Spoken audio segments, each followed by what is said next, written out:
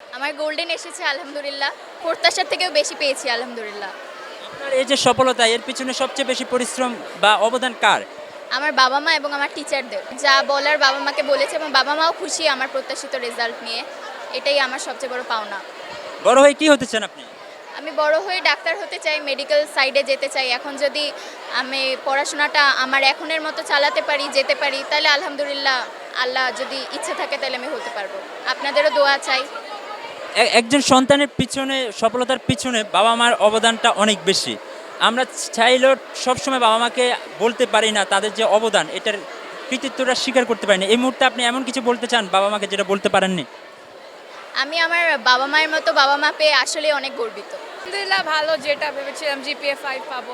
খারাপ হয় নাই, রেজাল্ট যেরকম ভেবেছিলাম ওরকমই আসছে, ওটাই আলহামদুলিল্লাহ।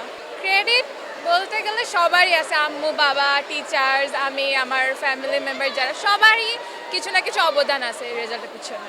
সবাই হেল্প করছে, এনকারেজ করছে, আম্মু বাবা দুজনই। আমার যেরকম যা হেল্প লাগবে সেভাবে হেল্প দেওয়ার ট্রাই করছে যতটা সম্ভব। সেই হেল্প আম্মু বাবাই বেশি করেছে, টিচার্সরাও করেছে অনেক। আমার মনে হয় যে I think everyone has an equal, especially my friends. They encouraged me through it a lot. It depended on the day. It depended a lot on the day. Never কখনোই মানে 8 to 9 hours, 16 hours. It was never not like that. But yeah, I think efficiency worked the most. What are your future plans, like your college, then your university? I think I will study in Vikarnesa College. There is no plan in changing it. And let's see what the future holds after that. That's Okay, it. thank you so much. Thank you.